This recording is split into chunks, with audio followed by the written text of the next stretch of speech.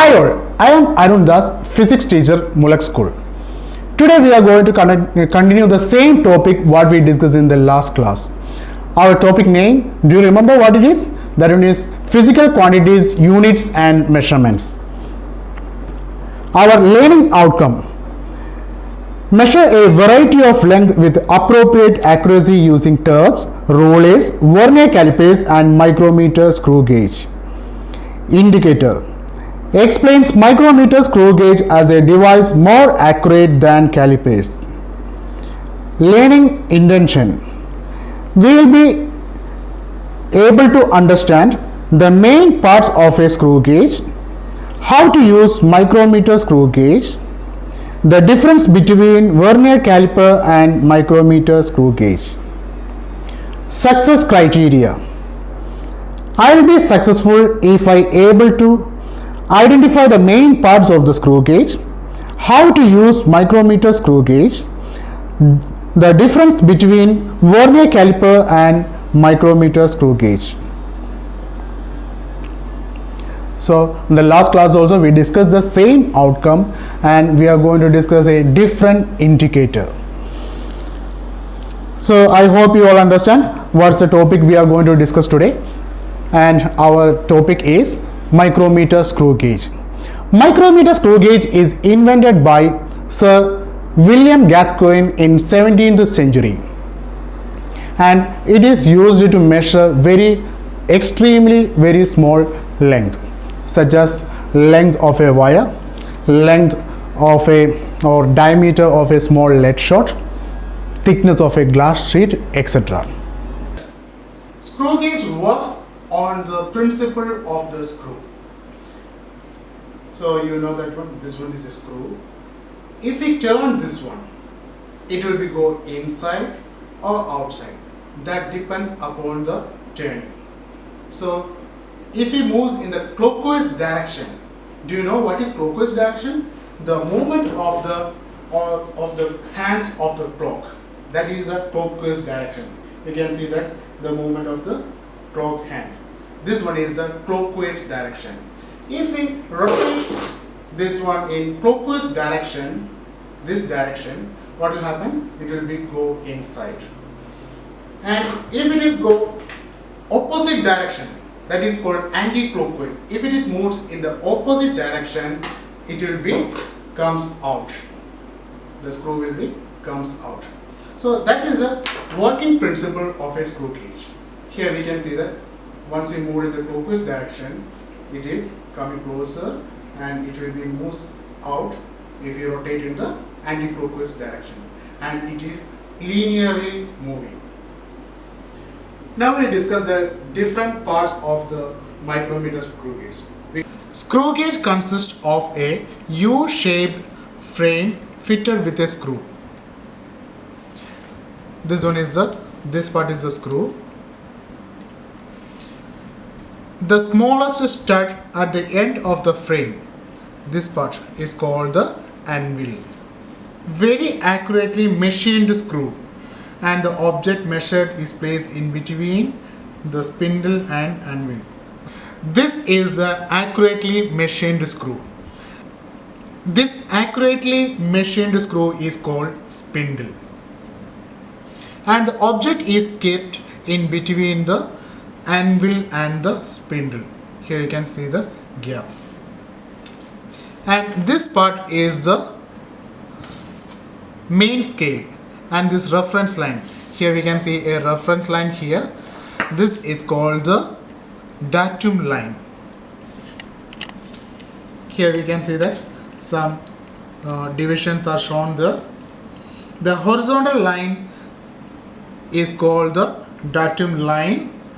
Each division on the main scale is 1 millimeter.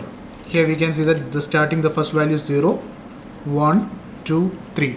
3 divisions we can see that. So each division is 1 millimeter.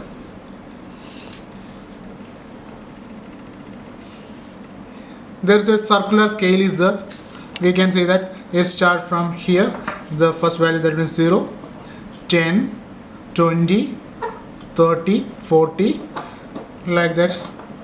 Here up to 90. After 90, in between 10 divisions are there. So total 100 divisions are there. And this scale is called Timble scale or head scale. Some micrometer screw gauge have 50 divisions. This is another type of micrometer screw gauge, and it have start from 0, 5, 10 like that, and comes up to here 40, 45, then 0. That means it consists of 50 divisions. So the Timble scale of this one is 50 divisions, and this type have 100 divisions. This part is the ratchet, and the ratchet is used to rotate the spindle. If we rotate this one in clockwise direction, this anvil and this spindle will come closer. The spindle will move and come closer to the anvil. Once we move in anti-clockwise direction, we can see that it is moving in opposite direction.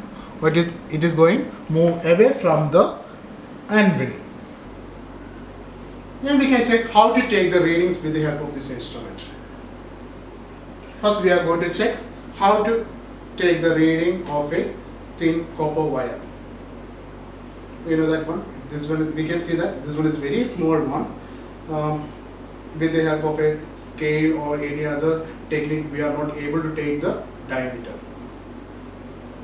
First we have to keep the wire in between the anvil and the spindle.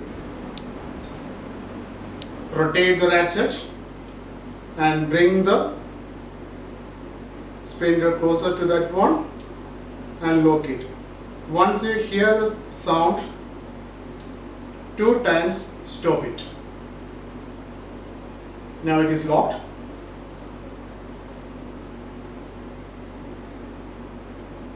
Here the main scale reading is 0 and the head scale reading or the Timble scale reading is 40. Least count. On the last class we discussed about least count. Are you able to recall what is least count? Least count is the minimum reading we can take with the help of the instrument. In the case of screw gauge, the least count is 0.01 millimeter. Or we can define the least count in different way. For the case of screw gauge, the smallest distance moved by the screw when it is rotated through one division. Then how can we increase the accuracy and precision of the instrument? That also we discussed on the last class. We can just go through that one. Accuracy and precision can further be improved with correct method of reading, by taking necessary precautions while taking readings, by repeating the measurements under similar conditions.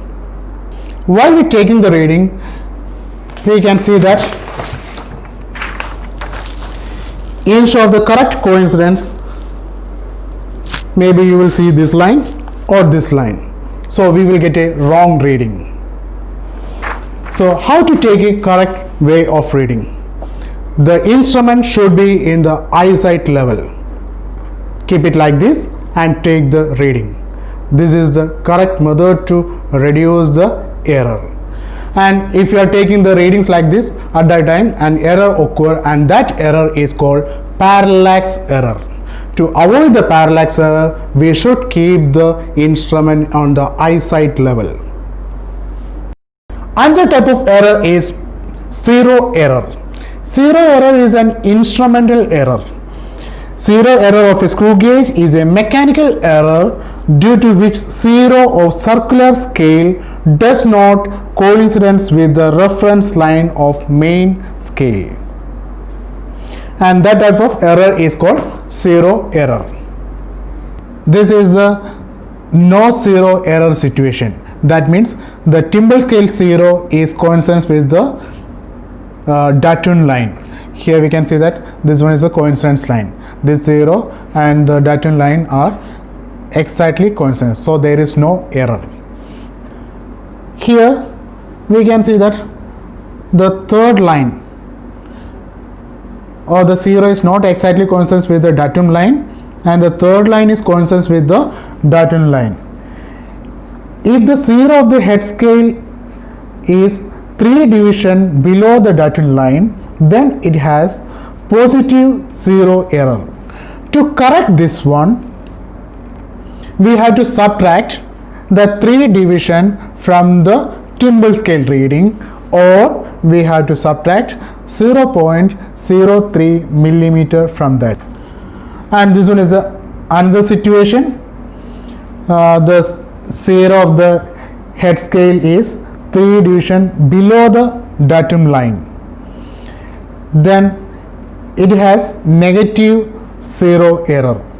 To correct this, we have to add 0.03 millimeter to the timbal scale reading. Here we have 3 micrometer screw gauge. These two have same timbal scale, and this one is different. We can check what is the difference.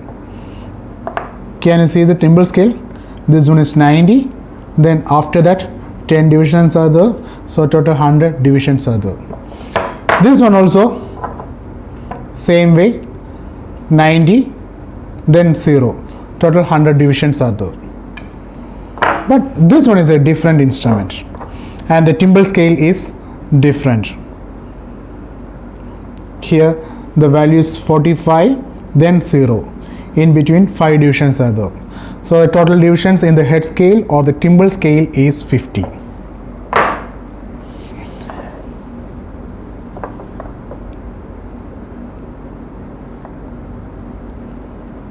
Without keep any material inside, we have to just close this one, rotate the ratchet,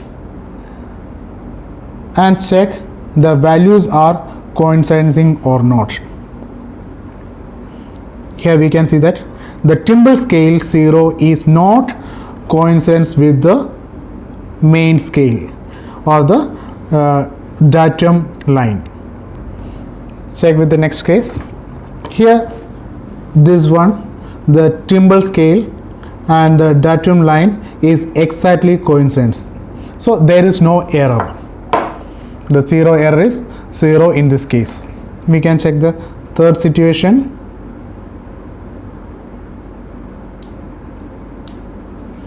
Here we can see that this one is 0, this one also not coinciding.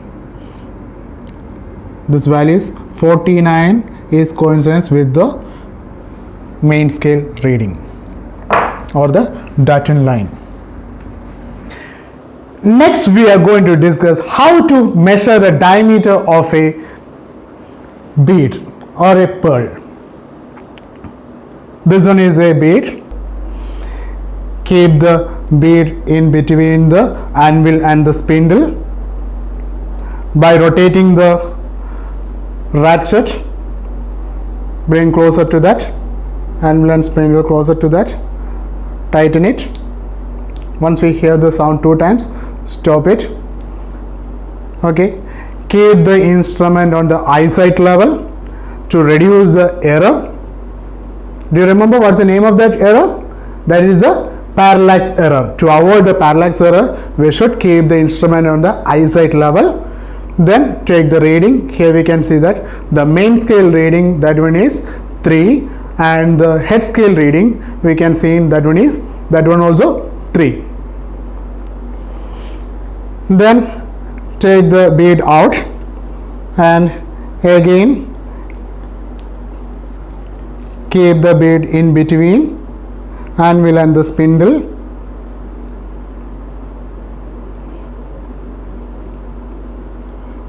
Rotate the ratchet. Again take the reading. Why we are repeating this reading? To get an accurate value. Here we can see that the main scale reading is, again that one is 3, and the head scale reading, that one is 2. Again take the bead out.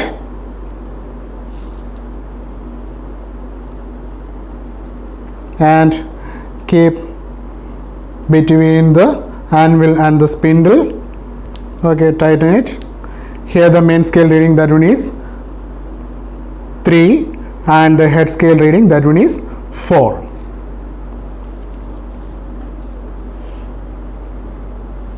Take it out. Then keep it inside. Tighten it. Then next set reading, that one is 3, and the head scale reading, that one is 1. And we are going to take the last set of reading.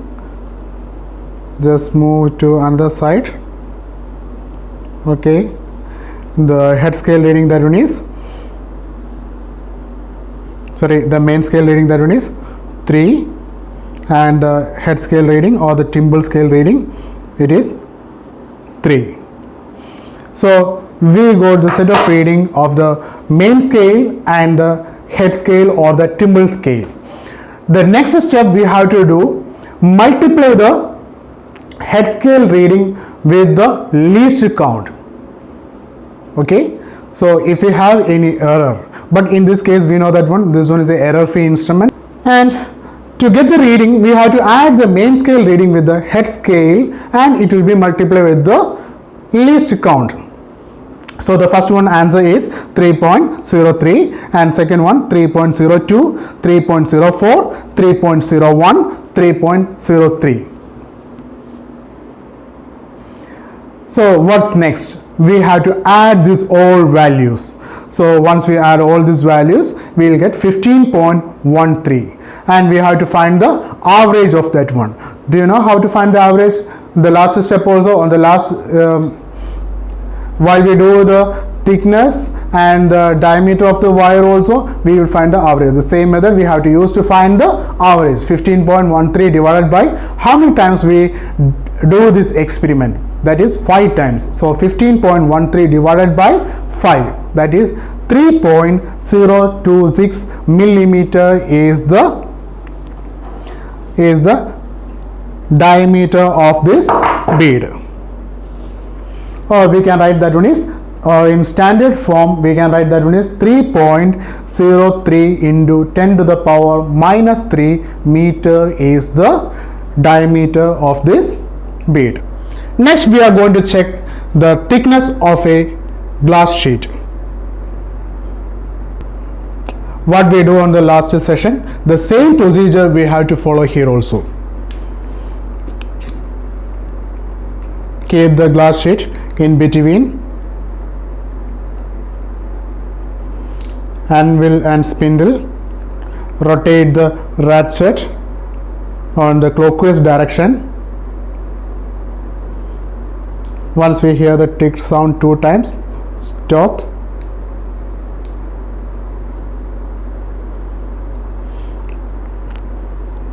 Here we can see that on the main scale, the first division we can see. First division means that's the 1. So that one is 1 millimeter. The main scale reading is 1, and the head scale reading, that one is 16. To repeat this one, we have to remove this one and keep it in another place. Tight the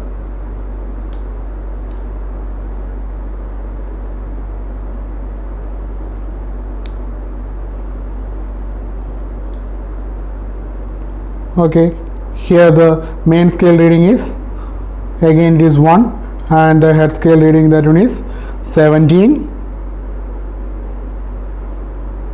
Write the values on the tabular column. Again keep it in another side. Tight it. Here the main scale reading is 1, and the head scale reading, it is same, that one is 18. Release it.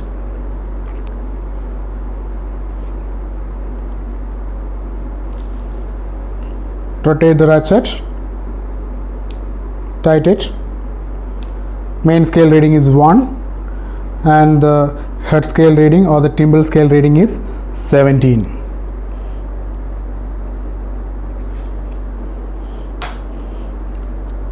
And the zero error, already we checked, the zero error of this instrument is 0, so there is no error in this case. Then we have to add the main scale reading, then head scale reading multiply with the least count, that is 0.01. So we will get the values like this: 1.16, 1.17, 1.18, 1.18, 1.17. The total value is 5.86. To get the average, we have to divide it by 5. So 5.86 divided by 5, that equals 1.172. So 1.172 millimeter is the thickness of this glass sheet. That is 1172 into 10 to the power minus 6 millimeter. 1172 into 10 to the power minus 6 millimeter, meter is the thickness of this glass sheet. Now we are going to discuss the difference between these two instruments. Do you remember this instrument? What is the name of this one? This one is our vernier caliper, and this one is our micrometer screw gauge. What's the difference between these two instruments? By viewing itself, we can see many differences. One of the difference is the screw gauge have a circular scale. What is the name of that circular scale? That is called the thimble scale. What about the vernier? The vernier consists of, or it has a vernier scale. Then what's the other difference? Micrometer screw gauge rotates to measure the object. We kept the object in between the anvil and the spindle, and we take the measurement. How we take the measurement? We rotate the ratchet in a clockwise direction and we are taking the reading. In the case of vernier caliper, we are sliding the vernier scale and keep the object in between the jaws, or we use the tail end and take the measurement using the vernier scale and the main scale. Then another difference: screw gauge is used to measure very small length. In the case of vernier caliper, we can use to measure the internal diameter, external diameter and the depth. Another main difference is the least count. Do you remember the least count of these instruments? The least count of the vernier caliper is 0.01 centimeter and screw gauge is 0.001 centimeter. So these are the difference between vernier caliper and a screw gauge. So before winding up the chapter, we can just go through our outcome.